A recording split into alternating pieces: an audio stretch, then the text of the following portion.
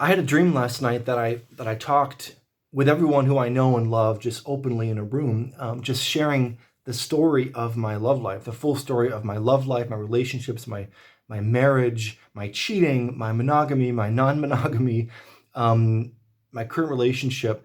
And it occurred to me when I woke up, it's actually a pretty good idea because I write a lot about kind of the theory and my conclusions about life and so forth, but I've never really put out there the full truth. And I've even written a book about telling the truth called The Switch. And yet I've held back from telling my story. And I actually realized that a lot of people might actually benefit from some of the things I've been through and some things I've learned along the way. And so I'm just going to put it out there. It's going to be an interesting story. I'll start at the beginning, which probably isn't quite as interesting, but I want you to know kind of how my marriage came about and and how it fell apart eventually and so forth. And so I met my future wife when she was an exchange student in high school in my senior year, our senior year, exchange student from Slovakia, and she came to my small town in Wisconsin. And I just fell madly in love with this woman. She was beautiful and classy, and she was just like unlike anyone. Her accent, unlike anyone I'd ever known before. And I just needed to be near her and needed her. And I convinced her through some effort, pretty much right away when she arrived, that I was going to be her boyfriend. And so we started dating really quickly and fell madly in love. I mean, our first kiss was just, I've never felt anything like it before. There was so much chemistry and attraction, and we actually had a wonderful, wonderful bond and relationship.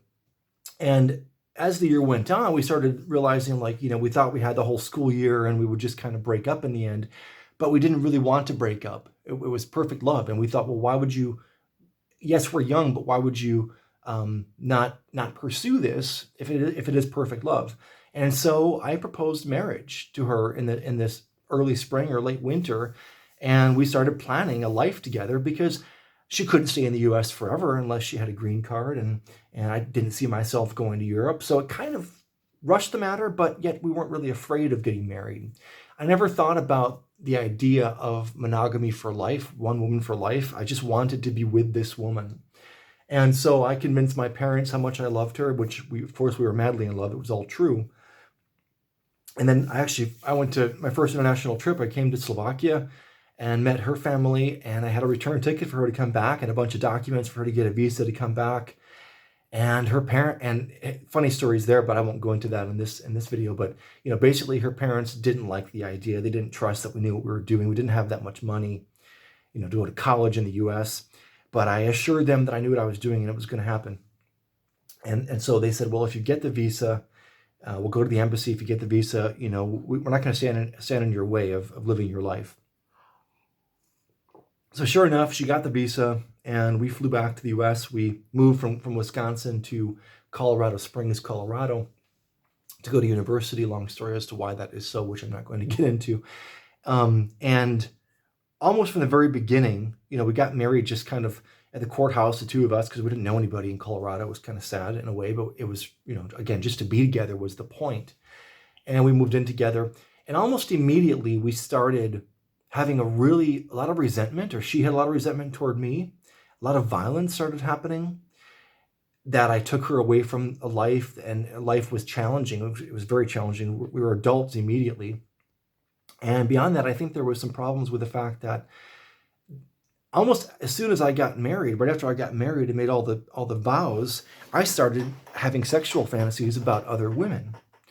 And I started being open about that a little bit, trying to see if it might turn her on or something.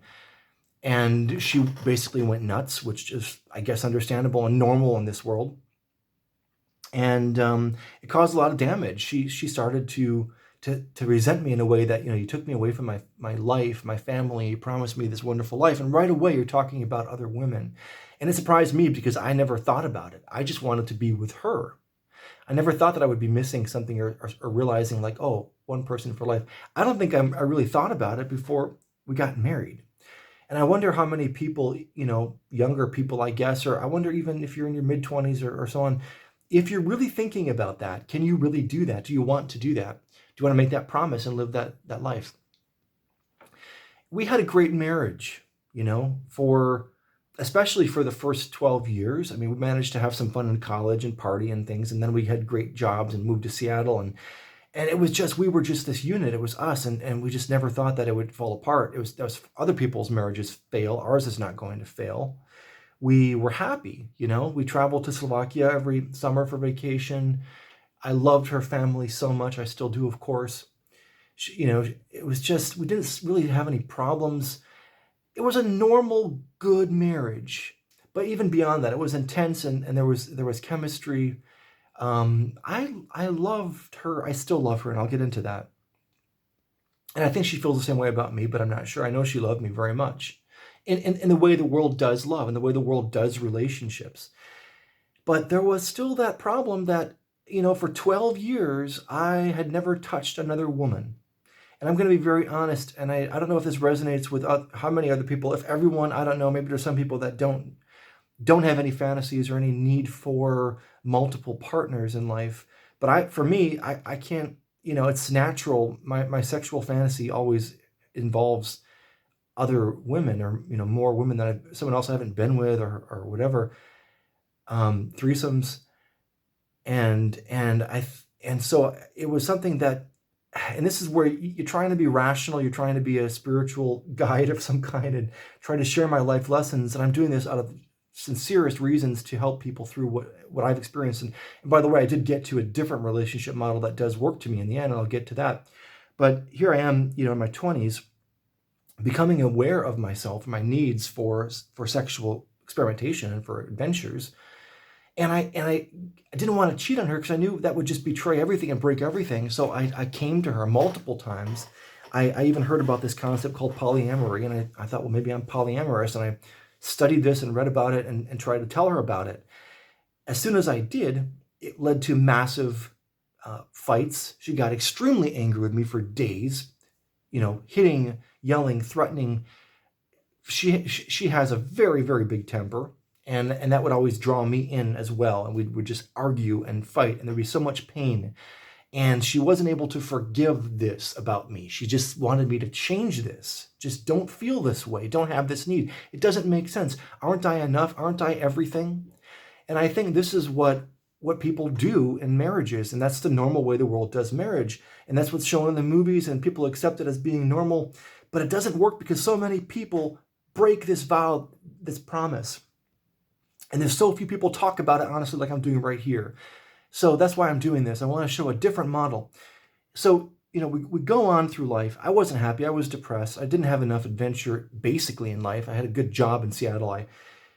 We had enough money. We had a good marriage. We enjoyed a few friends. We cooked food and things and normal stuff like this. But by age 30, I was depressed.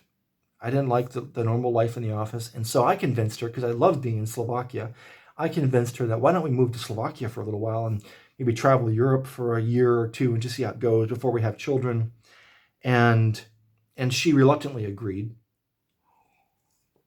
And so we did. That's a whole other story about how we made that happen. It was a radical choice, right? Nobody really just decides to throw away the life they built. I have a graduate degree, I have an MBA. She has a graduate degree. We had great careers. We're on the right track as far as, promotions at work and so forth. But I wasn't happy, and she wanted me to take antidepressants and so forth, and I didn't want to. I wanted to change my life, our life. And so we come to Slovakia, and it was so much fun. It was such an adventure. I dreamed about doing this for a long time, and it was happening, and I found so much freedom. I was playing guitar a lot more. I was writing songs. I was writing. I was traveling a bit. I had more time for hobbies and for reading. Milan Kundera, I discovered this wonderful writer, and my life was so magical and wonderful. But there was still the same problem, the underlying problem. Now I'm in a place where women are extremely hot, and I was more free, and I was like, come on, we've got to do something about this. And by the way, I should tell you, through all those years, I did talk to her about my needs. And I didn't want to run off and leave her doing laundry at home and suffering with jealousy. And actually my fantasy, if I was watching porn or something, my fantasy was always threesomes. And so I was trying to convince her to try a threesome for many years, for many, many years, maybe for a whole marriage. And she's always like, I'll think about it. I'll think about it. And I never got to actually saying, I'm ready. I'll try it if you meet someone or whatever. And it drove me crazy. She wouldn't just say, no, it's not going to happen. She'd say, give me some time. It is hot sometimes, and she would encourage me to just wait. I waited 12 years. And I sound like a jerk right now, but I'm being honest. And this is how, I'm not saying this is what was driving my life, but I'm saying it was a big enough need within me to experience how it would feel to connect with some other person, not just her. Because marriage is very lonely for that long. You don't have any relationships. You don't have any emotional relationships with anyone else, really. And I was just craving. I had this need to connect and to extend myself and to see myself through someone else's eyes. And yes, the sex was part of that. The sex breaks down those barriers. And the longer it goes in monogamy with a person like me, the more you just suffer. You just completely suffer. And then I was dumping that onto her, which is causing her to suffer and causing resentment about our relationship and about me. And she's watching if I'm looking at other girls or if I was watching porn privately, and she'd catch me. Everything became a problem. She wanted me to stop and just change. And I knew that I couldn't do that. I knew that I needed to have some kind of experiences to get through something. That's how I am. If I want to have a band, I start a band. If I want to write a book, I write a book. If I want to move to Slovakia, I've got to experience that, because as Osho says, to do is to know. And you don't know, and it drives you crazy, and you don't ever get past those desires, those urges, until you actually experience something that you want to experience. And then you know what it is, and your life goes on, and what it isn't, and your life goes on. And then you make room to move forward with life, so you're not stuck somewhere.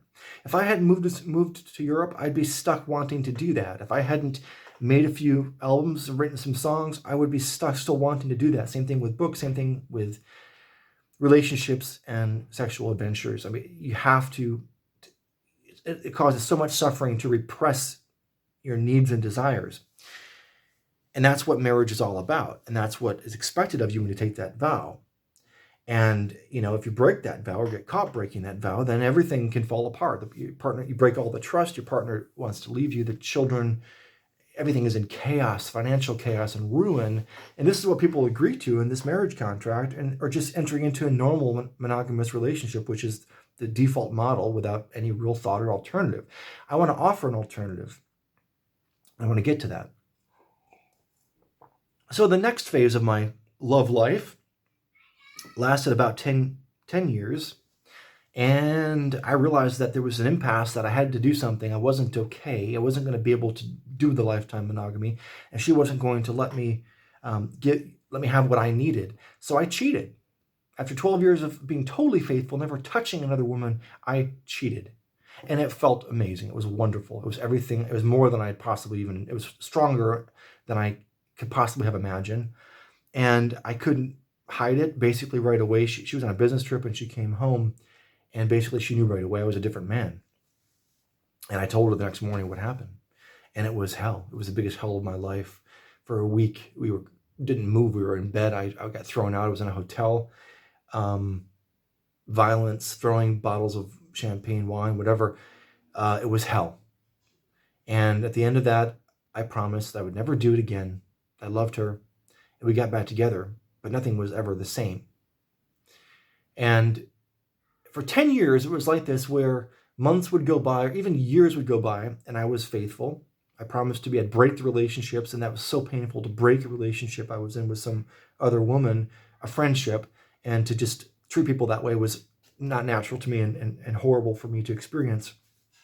And yet that was always the condition. If she found out about an affair, of course, you have to tell the truth about it. You have to apologize. You have to end it. You have to make things right and promise to change everything. And this happened about 4 times in 10 years where she found out about an affair. And every time it's the same story, and I meant everything I said, and I wanted to change it. And then and there's some kind of relief and closeness that we agreed to make it work, and I thought we would never break. And she wanted to be with me, and I wanted to be with her. And then some time would go by, and I'd have the same feelings about being isolated in a marriage when I'm not really monogamous, when I'm probably polyamorous. And I just, it's more natural to me to have more connections with more people, to be able to be right to women and men, of course, but you know how it is, and it's a different thing when it's opposite sex, or when the gender you're attracted to. And I loved writing to women, forming relationships and friendships, and sex was a part of that. Sex would break down barriers and bring us closer. And I got to learn so much about myself and see myself through their eyes, and I wrote songs about it, and I was so inspired by all this. But keeping it a secret, don't ever cheat, because you create this whole secret world, this secret life that you can't share with the person who you're supposed to live with every day. And it makes you feel so lonely to be living that lie, to be thinking about someone else who's not there with you, wondering what they're doing, trying to quickly get a message to write to them, trying to see them once a week or once a month or whatever it is, trying to balance this life of a lie and trying to slice yourself into 1,000 different pieces. It's not the answer. I thought it was the answer because I thought that if I could hide my needs, take them away from my wife, I could take care of my needs and be okay, and then I'd enter the marriage as a person who's okay. It doesn't work that way, because you need to be honest. You need to be yourself always. If you try to segment yourself, where you're one way at work, one way with your wife, one way with your kids, one way with your lovers, one way with your friends, you're playing roles and you're acting, and it makes you feel very lonely and isolated. And this is what my life became for 10 years. I remember, going to her family's house and everything. I loved her family so much, and they loved me, and they thought that we were just perfect. When we had this image of being perfect on Facebook and everywhere else, like we had, this perfect image of this perfect couple. And yet all this was happening, and we're hiding it because we knew that if we didn't hide it, that it was over, that people couldn't accept me, they would see me differently. So we had to hide this from our friends and from our families and live this lie. And I think pretty much every marriage, it's this bubble where there's this mess, and people project this perfect images, and they say these wonderful things publicly about each other, but there's all this resentment and this mess in this hell you're creating, even though it's wonderful, even though there are so many moments that you just love the comfort of being with that person. You get up on this weekend morning, you sit in the balcony, have some wine. It's wonderful. But we got to a point where those evenings having wine led to debate and argument almost every single night. Eventually, the arguments and the resentment escalates in a long-term marriage. And the more that would happen, the more I would need some kind of love in my life, some affection from someone else. And I never wanted to end that marriage. I was with her for life. In my mind and my heart, I was committed for life. Eventually we had a daughter together, a little girl, and we were a little bit older, about 35 by that time. We waited a long time. And even then, the needs didn't go away. The person who I was didn't change. I wanted to segment myself and be everything and have all those experiences and be a good dad and be a good husband and just balance all this. And the thing is, you don't know this as you're getting into lies and deceit. You think you're going to keep it hidden. You really do believe it. This time, I know what I did wrong last time. I got caught last time. I'm going to do it differently this time. What I learned over the years is that there's no way you can hide something. Nature is designed. God created the world in such a way, the realm that we live in, the dimension of reality in such a way that you really cannot lie. Lies are always exposed. And whenever they are, that's what we experience as a crisis. And while the lies, we're trying to live in a way that's not true, that's not real, that's called suffering, when you're trying to keep something hidden about yourself, about your life, about your truth. And so I suffered, and with moments of occasional release where I could be honest with someone, and sometimes I had even 4 lovers at a time, trying to juggle that. I'm not saying this to brag. I'm just something to brag about. It was disgusting behavior, trying to keep these people connected to me, emotionally connected to me, and the feelings were genuine from my side, but I wasn't able to offer them what they really need in life. I don't carry a lot of shame or guilt, because I'll get to that, how I let that go and changed. and made right with everyone, or at least tried to from my side. So this was my life for 10 years, and I still thought to the very end that I was going to make it work. One more time, I'll get caught, I'll do this again. But what happened is, after so many years, I met Susanna. She was 15 years younger. She was 24 years old. I had we have a little girl. I had no intention of ever leaving my wife, and I was totally clear with Susanna about this. But there was something between us that was so amazing. The chemistry was like so on a different level. She didn't resist anything about me. She accepted everything about me from the very beginning, and me, her, of course. We're both free. We're best friends. She was a fragile, beautiful little soul, and our 15-year age difference made it kind of exciting for both of us, I guess. And again, I was expected, when I got caught with some things, I was expected to break it off with her. And I said, enough. I'm 40 years old, or close to 40 years old, I don't know. And I am going to be me. So I told my wife, all these years talking about polyamory, open relationship, open marriage, for 12 years, 13, 14, 15 years, I've been talking about this. And I said, this is what we have. This is what I'm doing. Because you see what happens if you don't accept the way that I am. But I want to be with you for life. I want to make you happy. I want to be your husband. It's just that I'm not monogamous. I like to have some friends. And I'm sure that Susanna is going to move on. She's going to meet someone else. This is not forever. But right now, I don't want to be forced to artificially break this connection, this friendship that I have. And I'm going to stand firm this time. And no matter what happens, I'm not backing away from this, because I know that as soon as I do, it goes back into the same patterns. And it doesn't even help, because she never forgave me for any of it, for any of the relationships, any of the affairs. And so something else, we needed to do something else. And I thought and knew from my side and my heart that an open relationship, where obviously she's free also, and of course I've been clear about it the whole time, where she's free to have other men as well, but just to be honest about it, work through the jealousy, and maybe try other experiments, like I said, threesome or whatever it may be. Whatever we need to do to deal with the reality of who we are. Because if you love me and I love you, we should be able to deal with the reality of who we both are, right? That's kind of the deal. And I know who I am now. And I want to be that man. I want to be the loving version of that man. I want to be the best dad and the best husband, but I'm not going to try to suppress that part of me who's made me who I am. Those relationships and those experiences have made me, I carry that all with me. I am that person.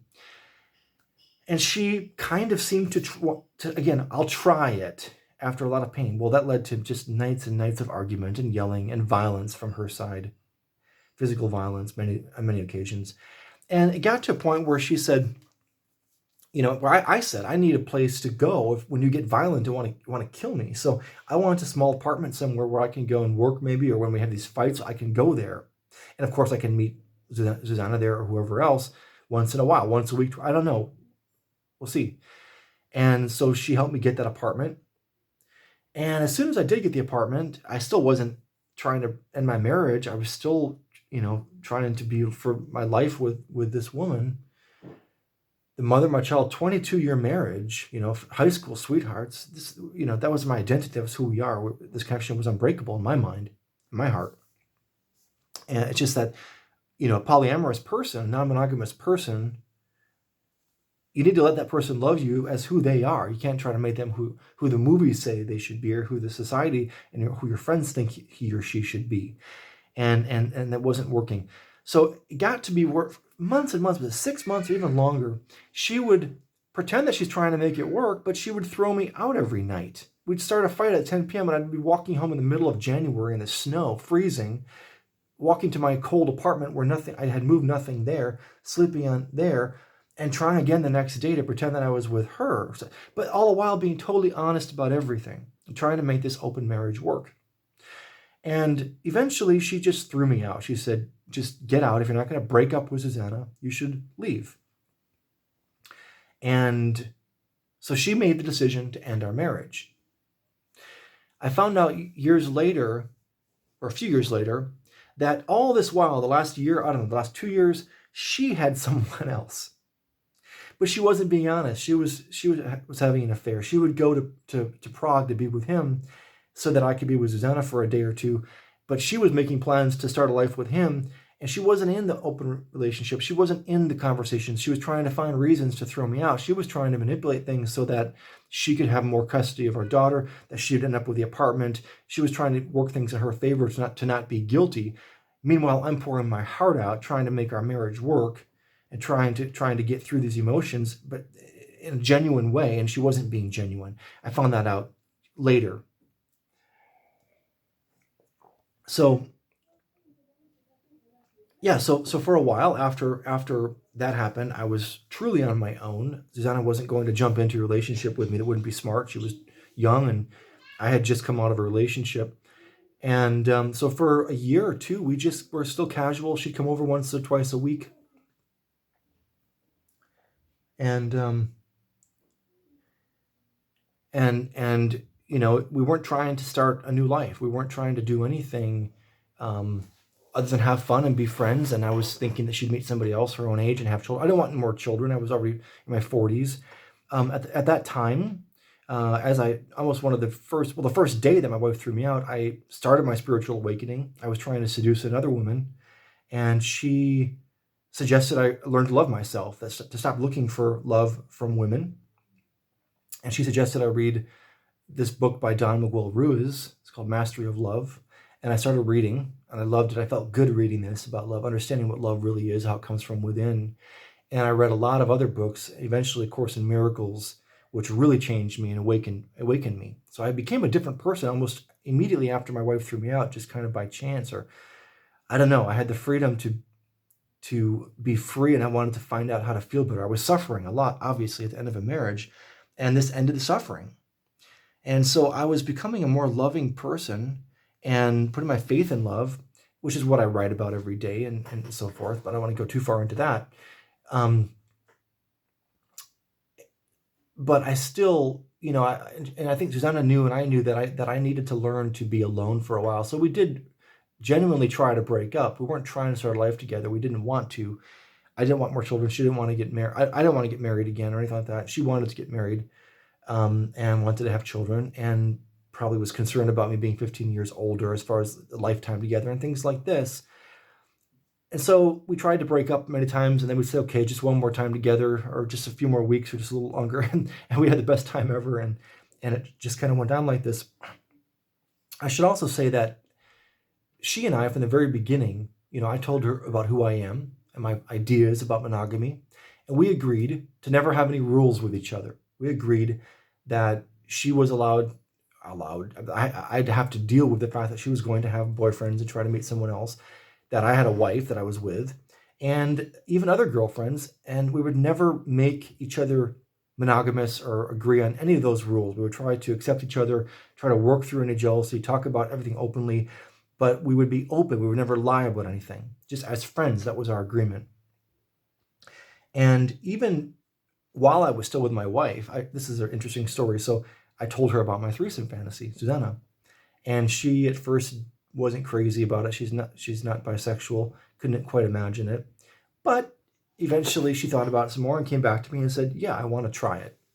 And so I had another girlfriend from before that wanted to try it also, and I introduced them, and we went for a weekend and had the most wonderful, wonderful weekend, more than my wildest fantasies, with these two women, my wife being at home. So we started this relationship, and I'm sorry if you hear my two-year-old little boy making noise. I'm just going to do this in a natural setting and just lay it out there like we're having a conversation. We started our relationship this way, pretty much close to the beginning, where it was non-monogamous, very, very much so. We had a threesome with a woman, and so we worked through a lot of that. Kind of before we made the promises, or before we got together and tried to start a life together, we dealt with this stuff. We became familiar with who we truly are.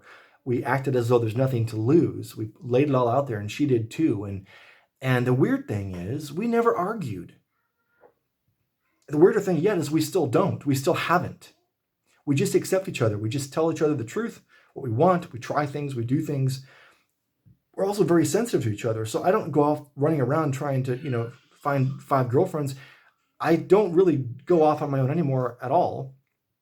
If we have any non-monogamy right these days, and we've had several lovers or friends, several women who've become our friends, and we've had threesomes with many women over the years, sometimes for a year or two, nothing, but sometimes many in 1 year. It's been part of our life, and it's been very enjoyable, and it's a way for her to feel non-monogamy also. She's free to have men. So far, she hasn't felt a strong enough need to go out and make a relationship with other men, although I'm ready to work through that if that time comes. And when that kind of time comes, she's okay with me going to meet other women alone if there's a need, and if I am honest about everything. We're not threatened by losing each other, because who would offer this kind of relationship that we have? Total perfect chemistry and attraction, total honesty, total acceptance of who we are. We can be who we are. I can do this video. She encouraged me to. It's ideal. It's heaven. It's a different kind of relationship. And the key to it is total acceptance, unconditional. It's love, unconditional love, which means accept everything about the person, try to love each other, be loving toward each other, and be honest and open about everything. Open heart, open mind about everything. And it turns out that we're so concerned with trying to make each other happy that's if we argue at all, it's like trying to give each other more. And no, I'm okay. No, I'll do dishes. No, I will. And that's what we created without even trying to. We tried to not create a relationship. We tried to not do a marriage. And of course, we're not going to get married, because marriage has nothing to do with these values I'm talking about. What we have created is a situation for 5 years now, or something like almost 5 years, of a perfect relationship where there's joy every moment, where we have friendships, we have openness with lovers or just regular friends also we talk about these things with. Our child has never been sick. We've never been sick from any illness, because there's no stress. It's bliss. And what would you rather have? What would a person rather have? Jealousy and resentment and rules and limits and frustrations, or love? Because love is unconditional. God's love is unconditional. So I'm able to just to sit here and tell you without any doubt in my mind or in my heart that a spiritual awakening, which is what I talk about every day and what I teach, is in alignment with non-monogamy, because a special relationship would limit us from loving others when we're meant to love the world. Obviously, love your brothers, love your colleagues and your customers and your boss and your neighbor. Love the neighbor as yourself, but also part of that love. Why should there be artificial limits? If there's an attraction between you and someone else, why shouldn't you be able to experience that and break those barriers down? There shouldn't be limits on love. And I think this is where a lot of people struggle with the spiritual awakening. They're trying to do it without being free, without having freedom in their life, with being very limited and unfree in many, many ways, through jobs, through their marriages and so forth. And I think that